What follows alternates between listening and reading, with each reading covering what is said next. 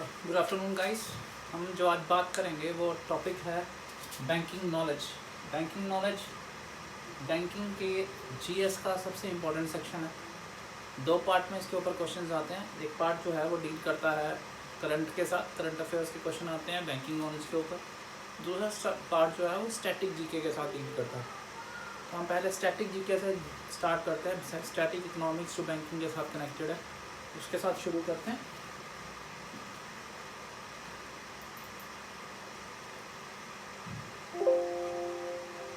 So the first term is called inflation. So inflation का मतलब क्या है? इन्फ्लेशन को बहुत सारे लोग ना डिसाइड करते हैं, डिक्लेयर करते हैं it is a price rise, but practically speaking inflation and price rise are not same. Inflation and price rise are different terms. So price rise जो है वो किसी एक कंपनी का, किसी एक प्रोडक्ट का प्राइस बढ़ाना, उसको भी प्राइस राइज कहते हैं। बट इन्फ्लेशन जो है that is the general price rise in the economy. अगर इकॉनमी अपने पूरे प्राइसेस बढ़ा देती है, पूरी की पूरी इकॉनमी में ही प्राइसेस बढ़ जाते हैं, तब हम उसे इन्फ्लेशन कहते हैं। सो इन्फ्लेशन की बेटर डेफिनेशन है when there is more money chasing less goods. So पैसा ज़्यादा है, गुड्स कम है इकॉनमी में। So there is more of money and there is less of goods. So चीज़ें कम है लोगों के पास, उसके परचेज करने के लिए लोगों के पास पैसा ज़्यादा है, so they are ready to spend more on the same good. So लोग 20 रुपये की चीज़ जो है, जो कि प्राइस ही 20 रुपये है, उस पर 30 रुपये, 25 रुपये, 28 रुपये देने को तैयार है। तो जो हाईएस्ट बिडर होगा वो प्राइस बन जाएगी, तो ये 20 रुपये की जगह 30 रुपये का हो जाएगा। सो प्रोडक्ट की अपनी प्राइस 20 है, क्योंकि गुड्स कम है, परचेज करने वाले बहुत सारे लोग हैं। 25 रुपये भी खरीदने वाला है, 30 पे भी है, 28 पे भी है। तो अल्टीमेटली जो हाईएस्ट बिडर होता है उसकी प्राइस आ जाती है। So when there is more money in the economy then it leads to price rise, general price rise. The general price rise, when it becomes general price rise, then it becomes inflation. So when there is more money chasing less goods, that practically is called inflation. Inflation को ठीक करने का तरीके दो हैं। या तो goods को बढ़ा लो भाई, you increase the production of goods, इसकी प्रोडक्शन बढ़ा लो। या दूसरा तरीका है मनी कम कर लो, you decrease the money supply in the economy. अब प्रॉब्लम क्या है, ये प्रैक्टिकली पॉसिबल नहीं है।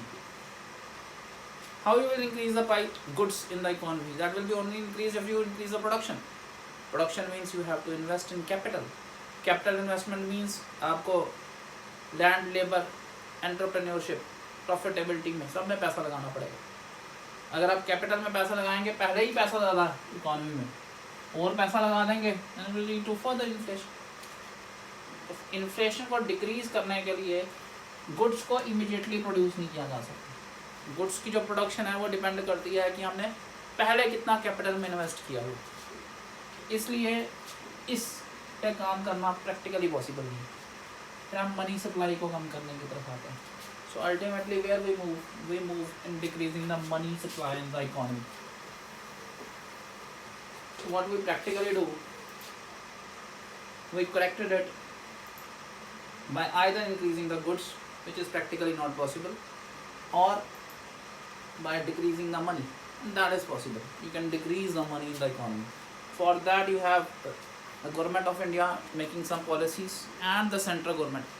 इंडिया का जो सेंट्रल बैंक, इंडिया का जो सेंट्रल बैंक है वो रिजर्व बैंक ऑफ इंडिया है, और प्रैक्टिकली स्पीकिंग सारा पैसा रिजर्व बैंक का है। तो सारा पैसा ही रिजर्व बैंक का है, उसने सारे बाकी बैंकों को उधार दिया हुआ है। जिस रेट पे रिजर्व बैंक, जिस इंटरेस्ट रेट पे रिजर्व बैंक बाकी बैंकों को उधार देता है, उसे हम बैंक रेट बोलते हैं। तो रिजर्व बैंक भी बाकी बैंकों से ना इंटरेस्ट लेता है, तो ये इंटरेस्ट रिजर्व बैंक लेता है बाकी बैंक से, इसको हम बैंक रेट बोलते हैं। तो रिजर्व बैंक के पास भी कुछ इंस्ट्रूमेंट्स हैं जिससे इकॉनमी को रिकवर किया जा सकता है, और गवर्नमेंट ऑफ इंडिया के पास भी हैं। रिजर्व बैंक के जो मेजर्स होते हैं उन्हें हम मॉनेटरी पॉलिसी में डिस्कस करते हैं, और जो सेंट्रल बैंक के मेजर्स होते हैं उन्हें फिस्कल पॉलिसी में डिस्कस किया जाता है। फिस्कल पॉलिसी में what we have to do, अभी हमने बात की, we have to decrease money in the economy. So for decreasing money in the economy you go for increase in the taxation.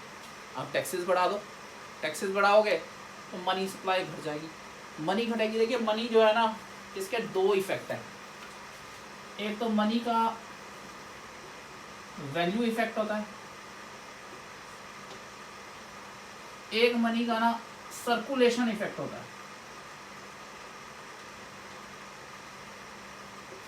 Value effect का मतलब है, suppose ये 100 रुपए का नोट है, इसका 100 रुपए का इफेक्ट है, जो इसकी प्रिंटेड प्राइस का इफेक्ट है, वैल्यू का इफेक्ट है। बट अगर इंडिया में, जैसे इंडिया एक डेवलपिंग इकॉनमी है, डेवलपिंग इकॉनमीज में क्या होता है कि पैसा ना बहुत जल्दी लोगों के हाथ चेंज करता है, एक हाथ से दूसरे हाथ में, दूसरे हाथ से तीसरे हाथ में। जितना जल्दी हाथ में चेंज करेगा, सपोज ये 10 लोगों के हाथ से गुजरता है, तो A to B to C to D, इस तरह ये 10 लोगों के हाथ से गुजरता है। तो अगर A के पास 100 रुपये कम हो जाए तो B के पास भी कम हो गए, B C की पेमेंट नहीं कर पाएगा, C D की नहीं, तो सभी के हाथ से कम हो जाएगा। तो अगर सर्कुलेशन 10 टाइम है, तो इसने 1000 रुपये का काम किया, इसका सर्कुलेशन इफेक्ट 1000 रुपये, so it shows an effect of 1000 rupees. तो इसका मॉनेटरी इफेक्ट 100 रुपीज़ है, और सर्कुलेशन में आने से इसका इफेक्ट जो है वो 1000 रुपीज़ बन गया, क्योंकि ये 10 टाइम 10 लोगों के हाथ से गुजरा जी, एक दिन में या एक मंथ में। तो जितना तेज़ी से ये हाथ बदलेगा, उतना तेज़ी से जो है हमें सर्कुलेशन इफेक्ट मिलेगा। तो मनी का अपना मनी इफेक्ट तो होता ही होता है, उसका सर्कुलेशन इफेक्ट भी होता है।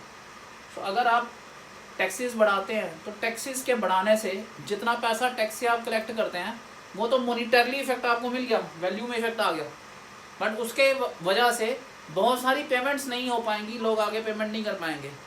वेस्टफुल एक्सपेंसेस होते हैं लोगों के पास पैसे बचते हैं तो वो खर्चते हैं ना। अगर आप रेस्टोरेंट में जा रहे हैं, बार बार जाते हैं, तो आपके पास पैसे बच रहे हैं तो आप रेस्टोरेंट जा रहे हैं। अगर टैक्सेस लग जाएंगे तो आप 10 बजे पहली बार 10 बार जाते थे, अब आप 8 ही बार जा पाएंगे। तो जो 2 बार वेस्टफुल एक्सपेंसेस थे वो घट जाएंगे। तो आपके पॉकेट से टैक्सेशन करने से जो वेस्टफुल मनी होती है, जो इन्फ्लेशन को बढ़ा सकती है, क्योंकि पैसा एक्स्ट्रा है जी आपके पास, तो वो जो एक्स्ट्रा पैसा है उसको निकालने की कोशिश की जाती है। ये हम करते हैं टैक्सेशन को बढ़ा के। दूसरा, हम सब्सिडीज़ को घटा देते हैं। गवर्नमेंट बहुत सारी चीज़ों पे सब्सिडीज़ दे रही है, सब्सिडीज़ दे रही है on gas cylinders, on petrol and all other things, many other things. ठीक है जी, आप पानी के गीज़र्स लेते हैं, उस पर कुछ ना कुछ सब्सिडी है। आप सोलर पावर प्लांट्स लेते हैं, उस पर सब्सिडी है। गवर्नमेंट और बहुत सारे, आप मेडिकल फैसिलिटीज़ लेते हैं, उसमें बहुत सारी चीज़ें जो है सब्सिडाइज होती हैं। तो ये जो सब्सिडाइज मनी होती है, ये भी गवर्नमेंट का एक्स्ट्रा एक्सपेंस है। और ये एक्स्ट्रा एक्सपेंस है, गवर्नमेंट आपके बिहाफ पर खर्च रही है, खर्चना आपको चाहिए था। गवर्नमेंट ने आपके बिहाफ पे खर्चा, आपके पैसे बढ़ गए, बच गए, आपने उससे यूजलेस चीज़ें खरीदी क्योंकि आपके पास एक्स्ट्रा रुपीज़ हैं। That extra rupees is causing inflation in the economy. So government subsidies कम करती है, ओपन मार्केट ऑपरेशन करती है। ओपन मार्केट ऑपरेशन का मतलब है आपको लालच से भरे हुए ऑफर दिए जाते हैं। जैसे आपका आज बैंक का इंटरेस्ट रेट जो है वो 4% है। अगर आप बैंक में पैसे डिपॉजिट करेंगे तो बैंक आपको 3.5-4% के ऊपर इंटरेस्ट देता है इन्हें सेविंग्स अकाउंट। अगर आप FD करवा लेते हैं तो 7-8% में जाता है। कोई और PPF करवा लेंगे तो 8.5% के क्लोज हैं, तो 10% कहीं पर भी नहीं है। तो सपोज़ बैंक ने आपको 15%, 12% पे ऑफ़र दे दिया, तो वो आपके लिए बहुत ज़्यादा पैसा बढ़ाने वाली बात है। तो अल्टीमेटली आप क्या करेंगे कि आप अपने पैसे का बेटर यूटिलिटी एज्यूम करेंगे। गवर्नमेंट आपको ये लालच देगी कि आप अपने पैसे इसमें डाल दें जिससे आपको ज़्यादा इंटरेस्ट मिलेगा। तो उस लालच की वजह से आप क्या करते हैं कि आप वो बॉन्ड्स खरीद लेते हैं, इसमें इंदिरा विकास पत्र आते हैं या इससे रिलेटेड बॉन्ड्स आते हैं। तो गवर्नमेंट ये बॉन्ड्स खरीद देती है, आपको ऑफर करती है, आप उन बॉन्ड्स को जो है परचेज़ कर लेते हैं, और जिस मनी से आप इन्फ्लेशन कॉज कर सकते थे उससे कागज़ खरीद लेते हैं। गवर्नमेंट वो पैसा विड्रॉ कर लेती है इकॉनमी से और गवर्नमेंट के अकाउंट्स में चला जाता है। उस तरह वो पैसा इकॉनमी में से कम हो जाता है। तो अल्टीमेटली गवर्नमेंट आपको लालच से भरे ऑफर देती है ओपन मार्केट ऑपरेशन में, ये बढ़ा दिए जाते हैं। सो वो आपको ऐसा कर सकती है कि जैसे आज जो है FD में आपके 100 वीक्स 100 वीक्स यानी 8 महीने और 8 साल और 4 महीने लगते हैं। सो आपको 100 वीक्स में पैसे डबल करते हैं। वही ऐसा कर सकते हैं कि वो आपको बोले जी हम जो है आपके 6 साल में डबल कर देंगे, आप इसमें पैसे लगाओ। तो आप उस लालच में आ जाएंगे बहुत जल्दी, बहुत लोग आ जाते हैं। तो अल्टीमेटली वो सारा पैसा जो है वो डिपॉजिट हो जाएगा बैंक के पास या गवर्नमेंट के पास, और जिस पैसे से आप खर्च के इन्फ्लेशन को बढ़ा सकते थे वो अल्टीमेटली पैसा इकोनॉमी में से विड्रॉ कर लिया गया। अब विड्रॉ करने का मतलब है कि जो मॉनिटरी वैल्यू विड्रॉ हुई वो तो हुई, उसके साथ जो उसकी सर्कुलेशन वैल्यू हुई वो भी विड्रॉ हो गई इकोनॉमी से, तो ये भी एक बेनिफिट रहता है गवर्नमेंट को। अगला है डिक्रीजिंग वेस्टफुल एक्सपेंसेस। गवर्नमेंट अपने वेस्टफुल एक्सपेंसेस घटाती है। जहाँ पे भी गवर्नमेंट को लगता है कि इन प्रोजेक्ट्स की आज ज़रूरत नहीं है, इन प्रोजेक्ट्स में जो पैसा आएगा उससे इन्फ्लेशन कॉज होगी, उनको गवर्नमेंट डिक्रीज़ करती है, उसको लिंगर कर देती है, पोस्टपोन कर देती है। पोस्टपोन कर देगी तो वो आज जो एक्सपेंसेस होते हैं उससे पैसा, सपोज रेलवे के प्रोजेक्ट्स हैं कुछ या ब्रिजेज़ हैं, अगर वो पैसा गवर्नमेंट आज रोक लेती है, बाद में खर्चेगी, तो आज जो पैसा एक्स्ट्रा इकॉनमी में जा सकता था वो नहीं जाएगा। वो पैसा अगर इकॉनमी में नहीं जाएगा तो उसका जो सर्कुलेशन इफेक्ट है वो भी नहीं आएगा। तो इस तरह हमें मनी में केस डबल इफेक्ट मिल जाते हैं by using these type of policies. तो ये गवर्नमेंट के हाथ में होती हैं। फिस्कल पॉलिसीज़ सेंट्रल गवर्नमेंट बनाती है, मॉनेटरी पॉलिसीज़ जो है वो हमारा सेंट्रल बैंक बनाता है। मैंने आपको बैंक रेट बता दिया था, हम बैंक रेट की डेफिनेशन पे आज क्लोज कर देंगे। नेक्स्ट लेक्चर्स में, फर्दर लेक्चर्स में बाकी पार्ट्स ऐड कर दूंगा। ये हमारा फर्स्ट लेक्चर है इसके ऊपर। तो बैंक रेट जो होता है, मैंने आपको बताया सारा पैसा जो है वो सेंट्रल बैंक का है, आरबीआई का, और आरबीआई ने ये पैसा आगे उधार दिया हुआ है जी हर बैंक को। सपोज JNK बैंक है जम्मू में, JNK बैंक हो गया, SBI हो गया, इवन पंजाब नेशनल बैंक हो गया, सभी को पैसा जो है वो रिजर्व बैंक ने दिया हुआ है। जो पैसा रिजर्व बैंक ने इनको दिया हुआ है उधार पे, उसे बैंक रेट बोलते हैं। उसका जो इंटरेस्ट मिल रहा है रिजर्व बैंक को वो बैंक रेट मिलता है।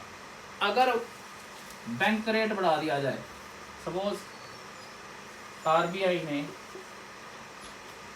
JNK बैंक को 4% पे दिया और JNK बैंक ने किसी कस्टमर को कोई भी लोन दिया, होम लोन दिया या कोई लोन 12% पे दिया, तो इनका जो डिफरेंस है 8%, वो इसकी इनकम है, JNK बैंक की इनकम है।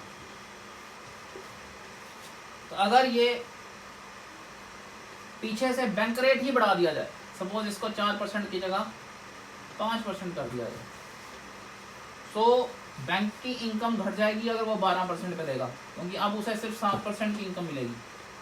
और अगर उसका सर्वाइवल ही नहीं है 7% पे, तो उसे भी ये रेट बढ़ाना पड़ेगा, सपोज 12.5 करना पड़ेगा। अब 0.5% का इंटरेस्ट रेट बढ़ने का मतलब है कि पूरे प्रोडक्ट पे 0.5% का इंटरेस्ट रेट बढ़ गया। मेरे या आपके किसी कार या होम लोन से इतना फ़र्क नहीं पड़ता। फ़र्क पड़ता है इकोनॉमीज़ में जब इंडस्ट्रीज़ लोन लेती हैं। अब एक इंडस्ट्री ने एक इंफ्रास्ट्रक्चर लोन लिया है जो 20 साल का या 25 साल का, और उस पर अगर 0.5% का इंटरेस्ट भी बढ़ गया, उसने 300 करोड़ लिया हुआ है या 3000 करोड़ लिया हुआ है, 3000 करोड़ पे आप 0.5% का भी बढ़ा दोगे तो it will become in crore in a period of 20 years. तो वो कंपनी बोलती है यार अभी नहीं लेना, मैं 6 महीने बाद ले लूँगी जब इंटरेस्ट घटेगा। तो बैंक रेट के बढ़ जाने से इंटरेस्ट कॉस्टली हो जाता है, डियरर हो जाता है। इंटरेस्ट डियरर हो जाएगा तो बैंक, बहुत सारी जो फाइन फर्म्स होती हैं वो अपने प्लान्स को पोस्टपोन कर देती हैं, लिंगर कर देती हैं कि अभी नहीं स्टार्ट करेंगे, और उसका जो उन्हें इफेक्ट आना होता है, लॉस आना होता है, वो उसे बियर करने के मूड में नहीं होती, इसलिए उसे लिंगर कर देती हैं। सो जो मनी वो ले सकती थी और जिससे लेकर वो इन्फ्लेशन में कंट्रीब्यूट कर सकती थी, वो डिसीजन पोस्टपोन हो जाता। इस तरह बैंक रेट के बढ़ाने से भी जो है हमें डायरेक्ट इफेक्ट मिलता है और हमारी इकॉनमी के प्राइसेस जो होते हैं, जो हमारी इकॉनमी की मनी सप्लाई होती है वो डिक्रीज हो जाती है। आज हम यहीं तक करेंगे, बाकी रिजर्व रेशोज़ वगैरह नेक्स्ट क्लास में करेंगे। Thank you.